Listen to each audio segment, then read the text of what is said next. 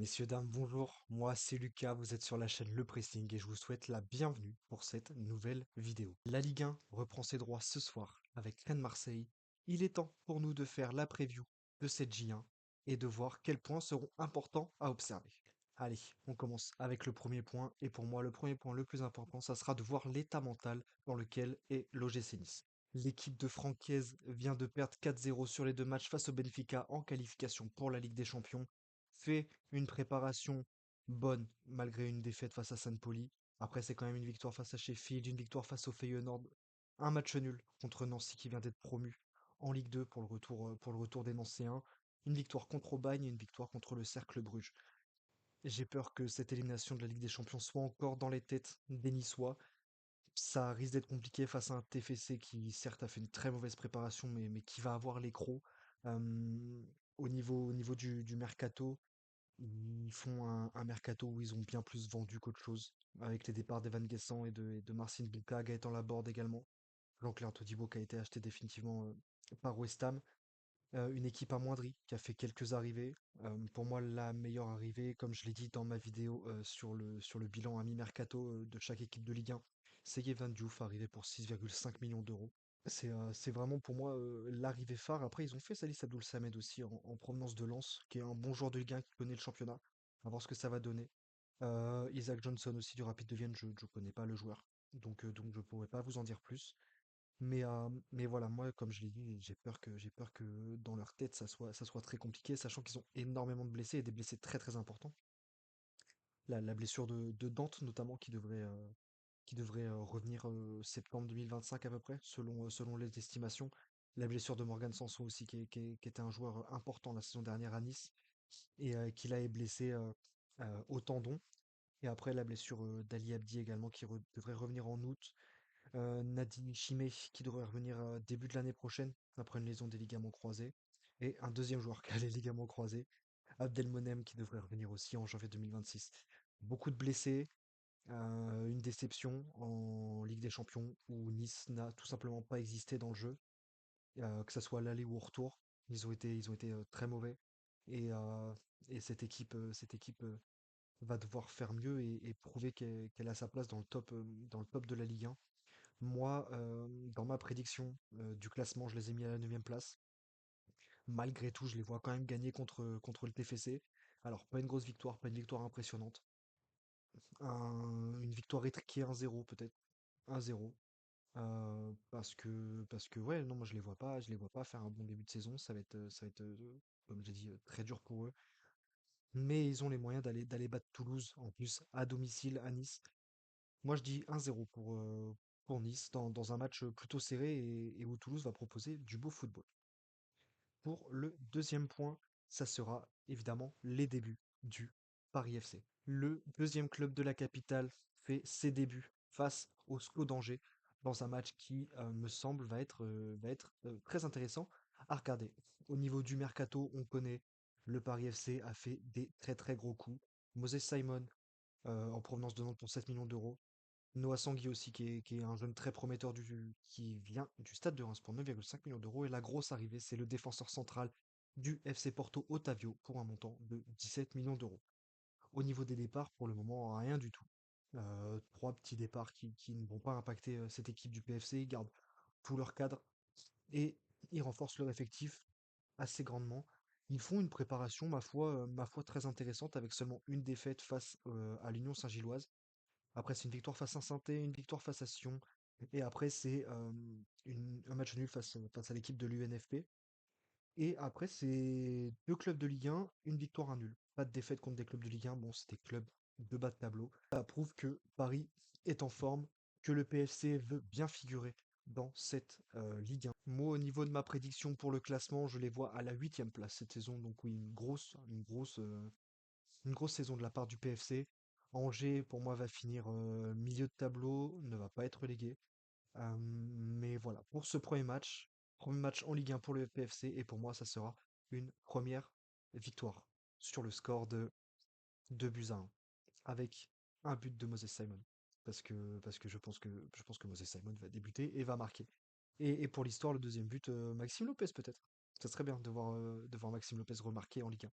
Donc voilà, le PFC Très intéressant, j'ai très hâte de suivre cette équipe. Pour moi, c'est une équipe qui va jouer les places européennes, du moins la Conference League, euh, pour la saison prochaine. Hâte de voir ce que va donner le PFC. Et on continue avec notre troisième point.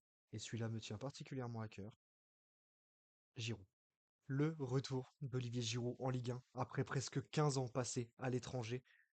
L'ancien international français, meilleur buteur de l'équipe de France, fait son retour sur nos pelouses françaises. Le LOSC affronte Brest dans cette première journée. Euh, le palmarès de Giroud, on le connaît, champion du monde 2018, pardon, champion de France en 2011-2012 avec Montpellier, une Ligue des Champions avec Chelsea en 2021, 3 fois meilleur buteur en Europa League, 2 fois en Ligue 1. Un palmarès de dingue, un palmarès de dingue. C'est plus de 750 matchs en professionnel, quasiment 300 buts. Je pense qu'il dépassera la barre des 300 buts cette saison, dans tous les cas.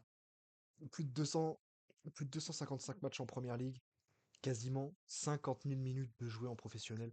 Un joueur d'expérience, c'est notre Olivier national. On l'aime. Moi, j'ai hâte de voir ce qu'il va donner. Ça me fait extrêmement plaisir de revoir Giroud chez nous. J'espère juste qu'il va être en forme. Il a fait une prépa incroyable avec le LOSC. Il me semble qu'il a joué 2 matchs, il a mis 2 buts, dont un très très beau but lors du dernier match de préparation. Un joueur que l'on aime, un joueur qu'on va aimer regarder. Légende du football français, très sous-estimé. Mais c'est Giroud. C'est Giroud et Giroud, voilà, on l'aime. Espérons qu'il va être épargné par les blessures, qu'il va faire une grosse saison. Pour moi, je le vois tourner autour de la quinzaine de buts cette saison. Je pense qu'il va réussir à merveille à remplacer Jonathan David parti à la Juventus. Euh, quand même dans une équipe un peu moins forte de Lille par rapport à la saison dernière, mais avec quand même de belles individualités et, euh, et un effectif qui s'est quand même si c'est pas mal renouvelé, qui me semble très cohérent sur le papier. Et voilà, Olivier Giroud, pour moi, c'est une quinzaine de buts, 5-6 passes décisives à la fin de la saison. Lille, je les vois finir en Europe dans tous les cas et un bon parcours en Coupe de France. Peut-être une demi-finale et un Giroud décisif. Euh, alors de là, il a pris sa retraite internationale. Après, est-ce il ferait pas comme Zidane en 2006? Je sais pas, il a 38 ans. Est-ce qu'il a envie de ça? Est-ce que Deschamps a envie d'avoir Giroud? Je sais pas. Euh, mais pourquoi pas rêver de Giroud une dernière danse à la Coupe du Monde à l'été 2026 aux États-Unis? Ça serait incroyable. Pour moi, il devrait y avoir une dernière danse avec Giroud, Pogba et Griezmann. Ça serait magnifique et ça serait un beau clin d'œil pour les 3 champions 2018 qui ont été très, très importants pour ce titre, même si Giroud n'a pas marqué dans le jeu, il a pesé. Et voilà, c'est pour moi, il est dans le top 10 des meilleurs joueurs français de l'histoire. Alors, ça va faire débat, mais pour moi, il est dans le top 10 des meilleurs joueurs français de l'histoire. Son palmarès et sa carrière le montrent. Donc voilà, Olivier Giroud très content. Il va faire une grosse saison. Lille va faire une belle saison. Pour Brest, ça risque d'être compliqué ce premier match. Brest, je les vois finir au milieu de tableau aussi. Mais non, je vois une victoire du LOSC, une victoire claire et nette. 3-0. Et allez, un petit pari fun, un doublé d'Olivier Giroud. Voilà. On passe au quatrième point. Et celui-là aussi, il est très important. C'est le Strasbourg, version 2025-2026. Sous la houlette de Chelsea, Strasbourg a fait un mercato à 102 millions d'euros. Ils ont vendu pour 50 millions. Habib Diarra, notamment, parti à Sunderland pour un montant de plus de 31 millions d'euros. On a Mamadou Sarr aussi qui a rejoint Chelsea. Et après, plein de départs, plein de départs. Mais au niveau des arrivées, un mercato, comme je l'ai dit, à plus de 100 millions d'euros. Soumaïla Koulibaly qui vient en provenance de Dortmund. Un super joueur, j'adore. J'ai hâte de le voir dans ce Chelsea très jeune. Ils officialisent Valentin Barco pour 10 millions d'euros, lui qui était prêté à Strasbourg la saison dernière. Un crack, un crack. Valentin Barco, on l'a vu, il a éclaboussé la Ligue 1 de son talent la saison dernière. Et il va faire du bien, il va faire du bien à cette équipe. Ils prennent aussi Kendry Paez en prêt de Chelsea. Euh, voilà, pour moi, c'est un joueur qui va être très intéressant à regarder. Il est très jeune aussi. Mamadou Sarr qui est venu en prêt après avoir été vendu à Chelsea. Et voilà, un mercato très jeune. Strasbourg nous habitue à ça depuis 4-5 saisons, à miser sur la jeunesse, à faire beaucoup tourner son effectif au fil des saisons. Est-ce que ça va fonctionner cette année? Moi, je pense. Parce qu'ils ont un très très bon coach. Derrière, ça suit. Ils ont des très belles installations. Et Strasbourg, vraiment, se met de plus en plus en tant que grand club français. Je les vois finir la saison quatrième et aller jouer les barrages de Ligue des Champions la saison prochaine. Sachant que là, dans la semaine, ils ont le match aller pour les barrages de Conference League face à Brandy, qui devrait gagner assez facilement. Après, c'est pas compliqué, c'est pas facile d'aller gagner là-bas. Mais voilà, Chelsea jouera l'Europe cette saison. La Conference League, ils peuvent faire un très beau parcours en Conference League. S'ils se qualifient, pour moi, Strasbourg est un des favoris pour la Conference League. Ça m'étonnerait pas qu'ils aillent potentiellement chercher un trophée européen à la fin de la saison avec la conférence. Une phase de préparation un peu mitigée avec des très gros adversaires quand même. Une victoire contre Nancy. Après, il y a une défaite contre Galatasaray, mais Galatasaray, vu les mercatos qu'ils ont fait, excellente équipe. Une courte défaite face à l'Udinese, 2-1 l'Udinese aussi qui est un bon club de Serie A. Une victoire contre Sturm Graz et un match nul contre Mayence. Donc c'est de bonne augure pour Strasbourg. Malheureusement pour Metz, je les vois faire l'ascenseur cette saison, pour parler un petit peu des Messins. Et je vois Metz finir avant-dernier de Ligue 1. Euh, Malheureusement, trop dur pour eux, ils ont perdu beaucoup de joueurs. Et du coup, pour ce match, je vois une grosse victoire de Strasbourg. 4, 4-5-1, 4-0. Grosse victoire avec beaucoup de buts. Et voilà, malheureusement pour Metz, ça va être très compliqué. Et Strasbourg qui va faire une énorme saison, vous l'aurez vu ici, en premier. On passe à notre dernier point de la vidéo. Le premier gros test pour l'Olympique de Marseille. Un OM qui n'est pas en reconstruction. Qu'est-ce que ça fait plaisir. Ils ont gardé tout leur cadre. Rouli, Balerdi, Højbjerg, Rabiot, Greenwood, Guiri, et ils font un excellent mercato. Donc Højbjerg qui signe de manière définitive 13,5 millions d'euros. Donc c'est l'option d'achat de Neil Maupay aussi, même si je pense qu'il va être vendu cet été. Jonathan Rowe qui signe aussi définitivement. Et c'est surtout des énormes arrivées avec l'arrivée d'Angel Gomez, libre de Lille. Un énorme coup, un excellent joueur qui a déjà montré sur la phase de prépa où l'OM est invaincu qu'il était un très bon joueur. Le retour de Pierre-Emerick Aubameyang, celle-là pour le cœur, elle fait plaisir. C'est un grand plaisir de revoir Aubameyang en France et à l'Olympique de Marseille. L'arrivée de Facundo Medina, prépayant de 2 millions d'euros avec l'option d'achat. Euh, pour moi, la saison dernière, top 5 des meilleurs défenseurs de Ligue 1, qui vient retrouver son compatriote Leonardo Balerdi dans cette charnière centrale. Alors pour le premier match, il sera suspendu, mais Egan Riley va prendre sa place en toute logique. Et voilà, hâte de voir Medina en Ligue 1, même s'il a fait une prépa incroyable. L'OM a fait une prépa incroyable. Et la grosse arrivée, c'est Igor Pexao, en provenance de Feyenoord, l'un des meilleurs joueurs d'Eredivisie la saison dernière. Il arrive pour 30 millions d'euros. Il est blessé pour le moment. Il devrait revenir aux alentours de début septembre, à la fin de la première trêve internationale. Donc hâte de le voir sur le terrain aussi. Donc un gros effectif et un gros mercato qui n'aurait pas été possible sans de nombreux départs, notamment Luis Enrique qui a été vendu pour 23 millions d'euros à l'Inter de Milan.